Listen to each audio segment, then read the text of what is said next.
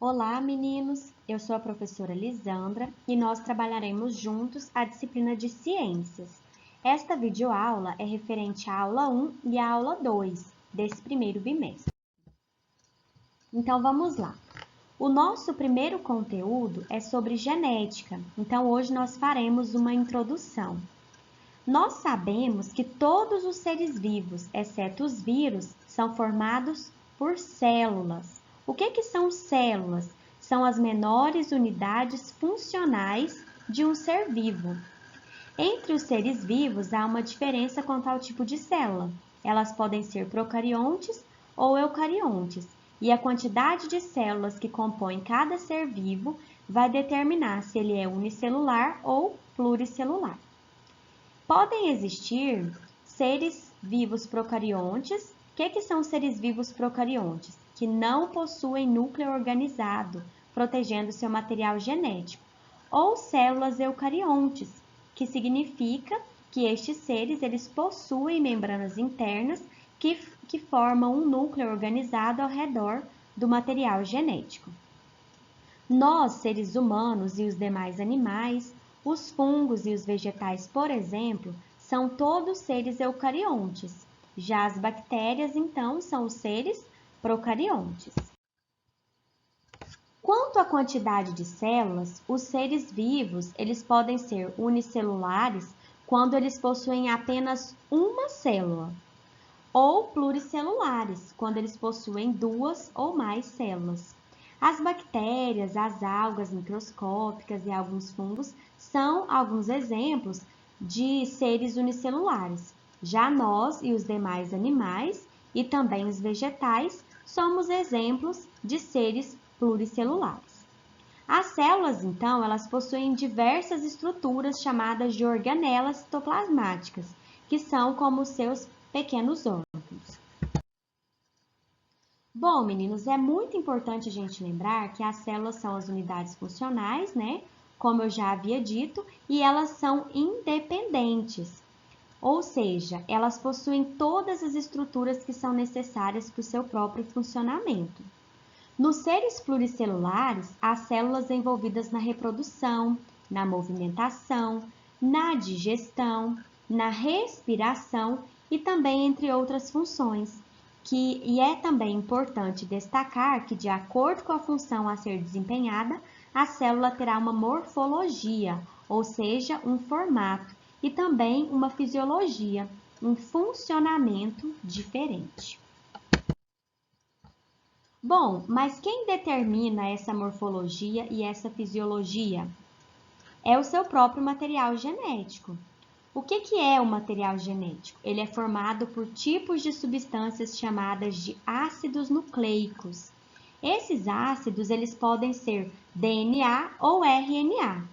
A função do material genético é servir de base para a transmissão de informações e produção de proteínas. E essas proteínas mantêm o funcionamento da célula de um ser vivo e também a sua reprodução, repassando as suas informações aos seus descendentes. Então, o material genético ele vai ajudar a definir as características, o funcionamento dos órgãos e até mesmo o comportamento dos seres vivos. Bom, agora sobre a história da genética, né? Nós temos a importância de um pesquisador que foi chamado que é chamado, né, de Mendel. Então, quem foi Mendel? Na metade do século XIX, um monge agostiniano chamado Gregor Mendel procurou investigar como as características físicas das plantas seriam transmitidas para a geração seguinte. Mendel, então, realizou um trabalho importante com as ervilhas dos jardins do mosteiro onde ele vivia. E esses experimentos foram divulgados na publicação dos experimentos em hibridização de plantas, que aconteceu em 1865. Naquela época, os microscópios ainda nem tinham uma resolução muito boa. E mesmo assim, ainda não se conhecia a molécula de DNA e as suas propriedades. Então, ele começou um estudo muito simples, sem ter as grandes informações que teríamos, né, num futuro próximo.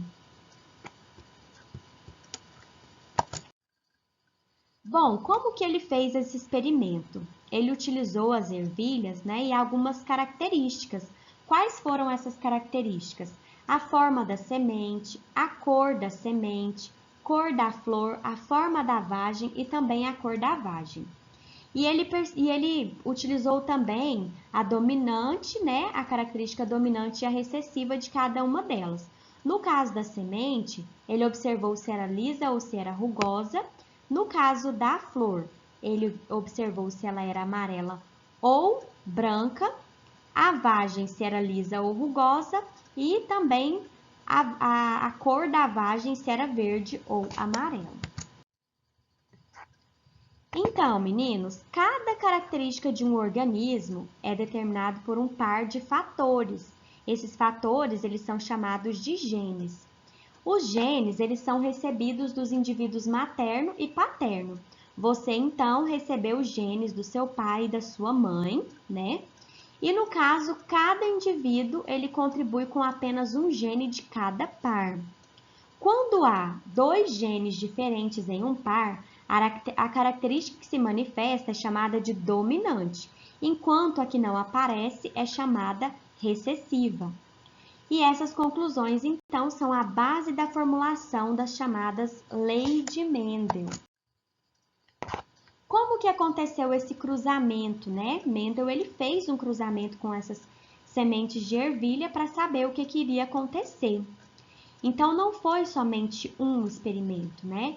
Ele realizou vários cruzamentos, milhares, na verdade, entre plantas da ervilha de cheiro, que é um tipo de vegetal que realiza autofecundação. O que é autofecundação? Os gametas masculinos fecundam os femininos numa mesma flor. E ele fez, então, as suas análises. Primeiro, ele analisou apenas uma característica das ervilhas, que foi a cor, e é o que nós chamamos de monohibridismo. Depois, duas características diversas ao mesmo tempo, utilizando a cor e a textura, que foi chamado de hibridismo. A terceira fase foi o procedimento, né?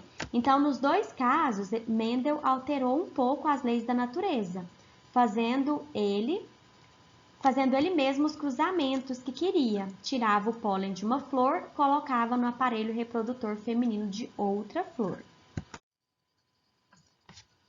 O que é a lei de Mendel, né? Antes da gente concluir esse experimento aqui. A primeira lei de Mendel, ela afirma que cada caráter é condicionado por um par de fatores, que são chamados de genes, que se separam na formação dos gametas, nos quais ocorrem em doses simples. Já a segunda lei de Mendel afirma que, em um cruzamento em que estejam envolvidos dois ou mais caracteres, os fatores que condicionam cada um se separam, ou seja, eles segregam de forma independente durante a formação dos gametas. Se recombinam ao acaso e formam todas as combinações possíveis. Essas, então, são as leis de Mendel.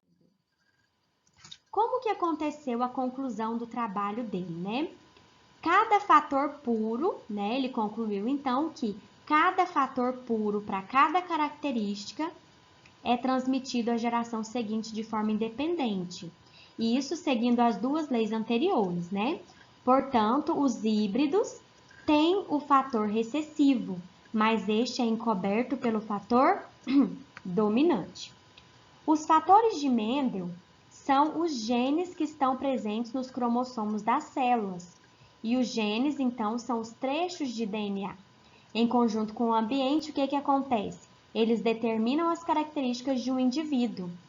Esses genes, eles são transmitidos dos pais para os filhos. Em nós, né, nos seres humanos e em outras espécies que se reproduzem da mesma forma, ou seja, a forma assexuada, os gametas são formados na meiose. Nesse tipo de divisão celular, ocorre então a segregação dos genes. Na fecundação, os gametas se unem E então os genes transmitidos pelos pais se juntam para formar o material genético do zigoto, que dará origem ao descendente. Então, essa primeira parte, nós falamos sobre a introdução à genética e sobre as leis de Mendel. Qualquer dúvida, entre em contato e na próxima aula nós daremos continuidade. Um beijo para vocês!